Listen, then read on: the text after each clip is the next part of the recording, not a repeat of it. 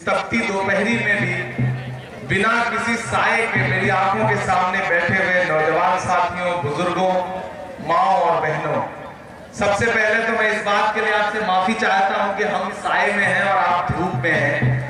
काश आपके ऊपर भी साया होता, आप भी साए में होते तो आराम से बैठ पाते।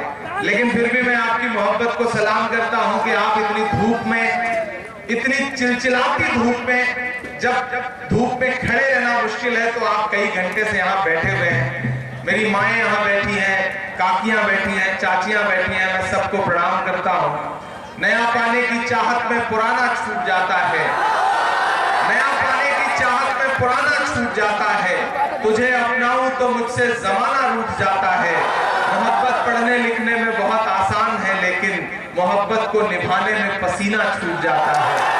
आप पसीने पसीने होकर के बैठे हैं तो मैं आपकी इस मौजूदगी को सलाम करता हूं। दोस्तों, आज मैं आपसे इस गांव में, इस ऐतिहासिक गांव में, औराई के खमरिया गांव में आपसे एक बहुत महत्वपूर्ण विषय पे बातचीत करने आया हूं। आप अभी संजू जी को सुन रहे थे, संजू कनौजिया जी को, जो आपकी प्रत्याशी हैं। आप विश्वास करें कि मैं पूरे उत्तर प्रदेश में पिछले 1 महीने से लगातार सफर कर रहा हूं, तमाम सीटों पे जा रहा हूं, लेकिन मैं यहां खड़ा होकर पूरी जिम्मेदारी से कह सकता हूं कि किसी भी सुरक्षित सीट पर इतनी अच्छी वक्ता और इतनी पढ़ी लिखी महिला मुझे पहली बार नजर आई है। मैं इस बात के लिए औराई कांग्रेस को बधाई दूंगा, जिलाध्यक्ष को, जिला कांग्रेस कमेटी को बधाई दूंगा कि उन्होंने एक पढ़ी लिखी महिला को सोच करके इस विधानसभा क्षेत्र से प्रत्याशी बनाने का काम किया है। मेरे भाई, ये लड़ाई बहुत महत्वपूर्ण है। मेरी आवाज जहां तक जा रही है, छतों पर जो माएं बहनें खड़ी हैं, उधर किनारे जो माएं बहनें खड़ी हैं, मैं सबसे मुखातिब होकर आपसे ये कह रहा हूं कि आने वाली 7 मार्च को आपको इस विधानसभा के मुस्तकबिल का, भविष्य का फैसला करना है। न सिर्फ इस विधानसभा के भविष्य का फैसला करना है, बल्कि आपको उत्तर प्रदेश के भी भविष्य का फैसला करना है। ये जो 7 मार्च की तारीख है वो बहुत महत्वपूर्ण तारीख है। ये जो विधानसभा है, यहाँ जो मौजूदा विधायक हैं, जो पूर्व हो जाएंगे चंद दिनों बाद, उनको आप सारे लोग जानते पहचानते हैं। जो बाकी विपक्ष के भी प्रत्याशी हैं, उनको भी आप लगातार महीने भर से देख रहे हैं। लेकिन आप मुझे बताइए कि संजू जी की विनम्रता, इनकी सादगी, इनकी शराफत, इनकी पढ़ाई लिखाई कहीं ना कहीं सारे प्रत्याशियों पे भारी है या नहीं भारी है? भारी है ना? जब भारी है तो आप अपने प्रत्याशी से और क्या अपेक्षा रखते हैं? ये जात पात, हिंदू मुस्लिम, धर्म, मजहब, इससे ऊपर उठिए। आपके बीच में कोई आएगा हिंदू बन के वोट मांगेगा, कोई आएगा मुसलमान बन के वोट मांगेगा, लेकिन कांग्रेस का प्रत्याशी जब भी आपके बीच में आएगा तो इंसान बन के वोट मांगेगा, इंसानियत के नाम पर वोट मांगेगा, महिला सशक्तिकरण के नाम पर वोट मांगेगा। कीमत तो बहुत बढ़ गई शहरों में धान की, कीमत तो बहुत बढ़ गई शहरों में धान की, लेकिन विदा न हो सकी बेटी किसान की।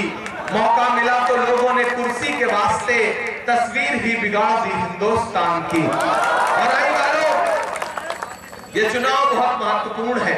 ये चुनाव इतना महत्वपूर्ण है कि प्रियंका जी ने जो संघर्ष किया है पिछले 3 साल में, 4 साल में, कांग्रेस पार्टी जो आपके लिए लगातार संघर्ष कर रही है, उस संघर्ष पर मुहर लगाने का दिन आने वाला है। मेरे भाई, उत्तर प्रदेश के मुख्यमंत्री पूरे प्रदेश में घूम घूम करके ये कह रहे हैं कि हम 5 किलो राशन फ्री दे रहे हैं। मैंने इलाहाबाद विश्वविद्यालय से पढ़ाई की है, मैं इलाहाबाद विश्वविद्यालय से हिंदी साहित्य का विद्यार्थी रहा हूं। मैंने संगम की रेती पर बैठ के कविताएं लिखी हैं। आप सबने भी कोरोना काल के दौरान मां गंगा के निर्मल जल में बहती हुई लाशें देखी या नहीं देखी? देखी है ना? जब आप ऑक्सीजन मांग रहे थे तो सरकार मुकदमे कर रही थी, सरकार इवेंट मैनेजमेंट कर रही थी। जब आपने ये देखा कि गंगा की रेती पर हजारों शव दफनाए गए थे और नासा ने जब उसकी तस्वीरें खींच के पूरी दुनिया में प्रसारित किया, तब सरकार के कान पर जू रेगी। जब आपको आवश्यकता थी तब ये सरकार कहीं नजर नहीं आ रही थी। आज घूम करके मुख्यमंत्री जी कह रहे हैं कि हम 5 किलो राशन फ्री दे रहे हैं। अरे मुख्यमंत्री जी, ये औराई की जनता है, ये खमरिया की स्वाभिमानी जनता है, इसे 5 किलो राशन की भीख नहीं चाहिए। इसे तो इस बात का जवाब चाहिए कि आपके छोड़े गए आवारा पशुओं ने जो हजारों बीघे फसलें चल रही है, उसका जवाब कौन देगा? उसका मुआवजा कौन देगा? पहले ये बताइए। ये 5 किलो राशन का झुंझुना मत थमाइए। गांव कि लोग घरों में कम सो रहे हैं, रात में खेतों की रखवाली में ज्यादा सोना पड़ रहा है। सोना पड़ रहा है कि नहीं सोना पड़ रहा है? क्योंकि पता चल रहा है आप रात में एक रात के लिए घर पे सो गए और इधर आपकी 1 बीघे गेहूं की फसल इनके छोड़े गए आवारा पशुओं ने चर लिया। आज मुख्यमंत्री जी भले ढिढोरा पीटे, लेकिन इसमें कोई दो राय नहीं कि भाजपा की बौखलाहट बता रही है कि उत्तर प्रदेश से भाजपा जा रही है। अमित शाह जी अपने भाषणों में लड़खड़ा जा रहे हैं। आजकल भाषण दे रहे हैं, कह रहे हैं कि 12वीं के बाद इंटर करवाएंगे। ये हालत हो गई है। 86 लाख पे 42 लाख बोल दे रहे हैं। भाषा का गुणा गणित सब गड़बड़ा गया है। मुख्यमंत्री जी की भी भाषा देखिए तो उनकी बॉडी लैंग्वेज बता रही है कि उत्तर प्रदेश से भाजपा जा रही है। लेकिन और आइए मैं खड़ा होकर के मैं ये कहता हूं कि ये सच है कि भाजपा जा रही है, लेकिन ये भी सच है कि उत्तर प्रदेश में आने वाली कोई भी सरकार बिना कांग्रेस पार्टी के नहीं बनेगी, नहीं बनेगी, नहीं बनेगी। प्रियंका गांधी जी ने जो आपके लिए संघर्ष किया है वो संघर्ष बहुत महत्वपूर्ण है। यहाँ पीएफ के साथी खड़े हैं, ये खमरिया और उसके इतराफ में जो गांव है वहां के लोगों से मुखातिब। आपने पिछले 25 साल में समाजवादी पार्टी को झोली भर भर के वोट दिया है, बिना मांगे दिया है। लेकिन मुझे बताओ कि जब पिछले 3 साल में सबसे ज्यादा जुल्म और सितम के पहाड़ आप पर टूट रहे थे तो समाजवादी पार्टी का कोई भी नेता आपके साथ खड़ा क्यों नहीं हुआ? जब जामिया की निहत्थी बच्चियों पे लाठियां बरसी तो बताइए, अगर अखिलेश यादव जी कहीं नजर आए हो तो, बहन जी कहीं नजर आई हो तो। लेकिन मैं चश्मदीद गवाह हूं कि ऐसे मौकों पर भी राहुल गांधी खड़े थे, प्रियंका गांधी खड़ी थी, सोनिया गांधी भी खड़ी थी। मैं औराई सुरक्षित सीट पे खड़ा हूं, यहाँ बड़ी तादाद में हर समाज की माएं बहनें बैठी हैं। याद करिए वो दिन कि जब हाथरस में एक दलित बिटिया के साथ बलात्कार किया गया और वो जिंदगी की जंग अस्पताल में हार गई, और एक दिन योगी आदित्यनाथ की सरकार के इशारे पे रात के 2 बजे उसे जबरन जला दिया गया परिवार की मर्जी के बगैर। तो मैं इंतजार कर रहा था कि अखिलेश जी निकलेंगे, बहन जी निकलेंगी और जाएंगी और उस मां के आंसू पहुंचेंगी, लेकिन अफसोस कोई नहीं निकला। फिर अगली सुबह मैंने ये भी देखा कि राहुल गांधी जी ने, प्रियंका गांधी जी ने ऐलान किया कि हम जा रहे हैं हाथरस की बिटिया के परिवार से मिलने। मैं साथ में मौजूद था जब हमारी गाड़ियां यमुना एक्सप्रेसवे के मुहाने पर पहुंची तो योगी आदित्यनाथ की पुलिस ने राहुल जी से कहा कि आप यहां से आगे नहीं जा सकते, आपकी गाड़ियां नहीं जा सकती। राहुल गांधी अपनी गाड़ी से उतरे और उन्होंने कहा आप हमारी गाड़ियां रोक सकते हैं लेकिन हमारा हौसला नहीं रोक सकते, हम पैदल जाएंगे हाथरस। आज आप इतनी धूप में बैठे हैं, टेम्परेचर है 28-29 डिग्री टेम्परेचर, लेकिन उस दिन टेम्परेचर आपको पता है कितना था? 44 डिग्री टेम्परेचर था। 17 किलोमीटर यमुना एक्सप्रेसवे पर हाथरस की तरफ पैदल चलते रहे राहुल गांधी, प्रियंका गांधी। मैं साथ में चल रहा था, मैं चश्मदीद गवाह हूं, इसलिए आपसे कहने आया हूं कि आपके असल मुद्दों पे कोई लड़ रहा है तो सिर्फ कांग्रेस पार्टी लड़ रही है। नरेंद्र मोदी जी ने क्या किया? आप सब यहां बैठे हैं, सबसे पहले जैसे ही प्रधानमंत्री बने तो क्या किया? एक दिन ऐलान कर दिया कि 500 और 1000 का नोट बंद। काकी चाची आपने अपने गुल्लक में, आटे के डब्बे में, अपने पल्लू में जो परिवार से छुपा करके, बचा करके, बच्चों से, पति से, ससुर से थोड़े थोड़े पैसे जोड़ के ये सोच के रखे थे कि कभी परिवार में कोई मुसीबत आएगी तो ये पैसा काम आएगा। लेकिन एक दिन 8 बजे टीवी पे आए, बोले आज से 500 1000 का नोट बन, जाओ बैंक की लाइन में लगो और इसको बदलवाओ। कितने कितने घंटे आपको लाइन में खड़ा रहना पड़ा था, याद है? 125 से ज्यादा लोग बैंकों की लाइनों में लग करके मर गए, लेकिन प्रधानमंत्री के कान पे जू नहीं लेंगी। वो पैसा आपसे क्यों बैंकों में जमा करवाया गया? क्योंकि वो पैसा उन्हें अपने उद्योगपति दोस्तों को देना था। और आई वालों, इस देश को 4 लोग चला रहे हैं, 2 बेच रहे हैं, 2 खरीद रहे हैं, चारों गुजरात से हैं। मैं नाम नहीं लूंगा, नहीं आप जान जाएंगे कि मैं अमित शाह जी, नरेंद्र मोदी जी, अंबानी जी और अडानी जी की बात कर रहा हूं। 2 बेच रहे हैं, 2 खरीद रहे हैं।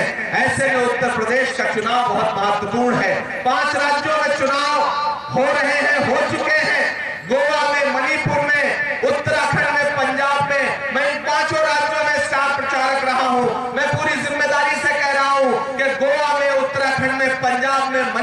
कांग्रेस की सरकार बनने जा रही है, कोई रोक नहीं सकता है। वहां चुनाव लगभग संपन्न हो चुके हैं, अब पूरे देश की नजरें उत्तर प्रदेश पर है। प्रियंका जी ने जो यहाँ संघर्ष किया है, लोग ये जानना चाहते हैं कि उत्तर प्रदेश की जनता ने उस संघर्ष को कितना समझा है।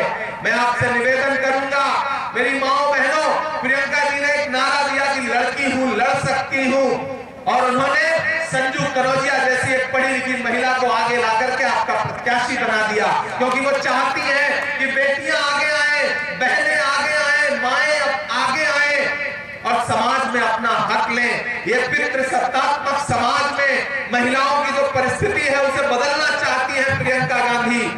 लेकिन भाजपा कैसा भारत बनाना चाहती है कि एक बेटी अगर हिजाब पहन करके कॉलेज जाएगी तो सैकड़ों गुंडे घेर करके उसको नारा लगाएंगे।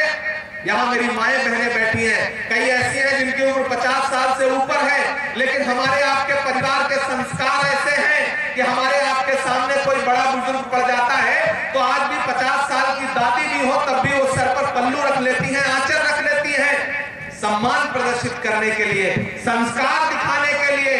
आज उनको हिजाब से तकलीफ है, कल उनको आपके घूंघट से, आपके आंचल से तकलीफ होगी, परसों उनको सरदार भाइयों की पगड़ी से तकलीफ होगी, नरसों उनको ईसाई ननों के स्कार्फ से तकलीफ होगी।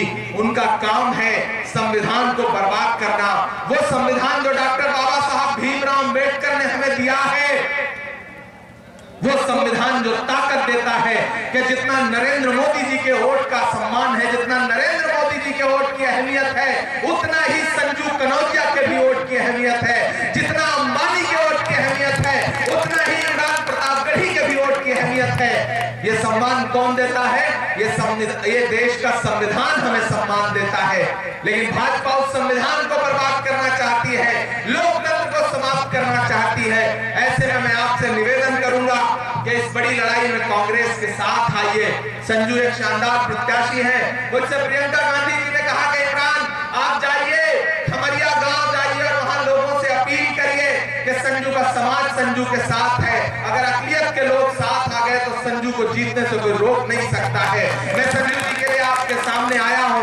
मैं ज्यादा दूर का नहीं हूं, आपके पड़ोस का हूं, प्रतापगढ़ का रहने वाला हूं, और आपकी दुआओं से, आपके आशीर्वाद से पूरी दुनिया में आपके अड़ोस पड़ोस का नाम रोशन कर रहा हूं। मैं उसी बुनियाद पर आपके बीच में आकर के अपील कर रहा हूं कि संजू को जिताइए। संजू बहुत शानदार चुनाव लड़ रही है। 7 मार्च को आपको अपने घरों से निकलना है। जब घरों से निकलिए तो ये सोच के निकलिए कि जब कांग्रेस से सरकार आपने भाजपा के हाथ में दी थी तो पेट्रोल और डीजल कितने का था? 65 रुपए और 58 रुपए लीटर था। आज कितने का है? 100 रुपए के पास पहुंच गया। रसोई गैस कितने की थी?